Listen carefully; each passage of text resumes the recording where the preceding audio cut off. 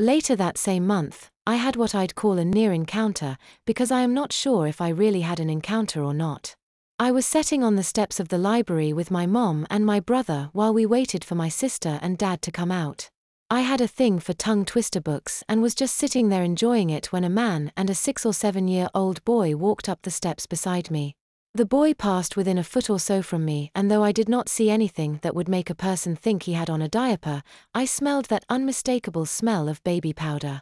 Maybe it was my imagination, or maybe I really did hear it, but something that sounded like crinkling when he stepped up each step caught my attention. I broke one of my own rules just then because I turned around as they passed and looked to see if I could see the outline of a diaper under his pants. I was disappointed because he looked like any other normal boy. My mom saw me looking and I quickly said that I thought that boy looked familiar. Mom said something like, "You probably were thinking of someone else," and dropped the subject, much to my relief. After that, I was a lot more careful and on guard.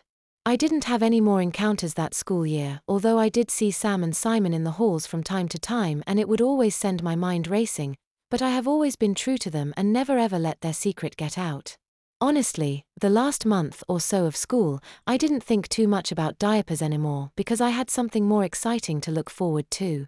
I was going away to summer camp for 3 weeks and I was leaving just 3 days after school let out. So going to camp was all that I thought about and all that I ever talked about. I think I drove my family and friends crazy with it all, but I was just so excited that I couldn't keep it all inside of me.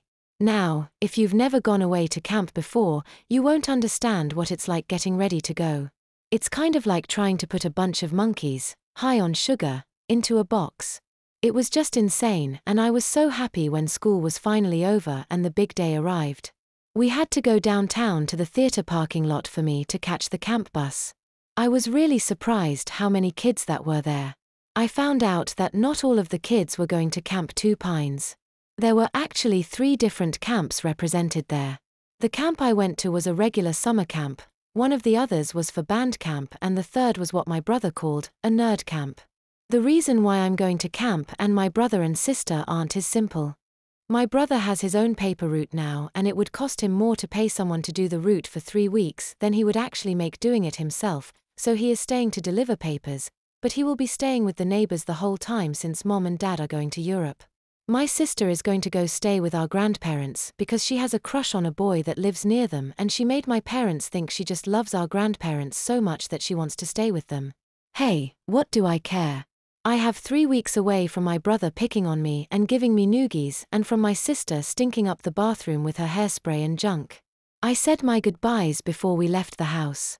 I managed to convince my mom and dad not to embarrass me by getting all mushy in front of the other kids. They said goodbye and I could tell Mom wanted to scoop me up, cry and hug me to death, but she restrained herself. Dad just shook my hand and said, "Have a nice time, son."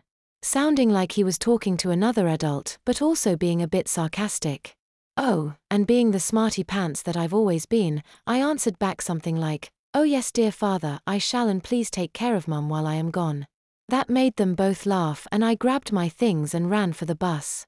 Truth be told, I was a bit choked up myself, but I wasn't about to break down with so many kids watching.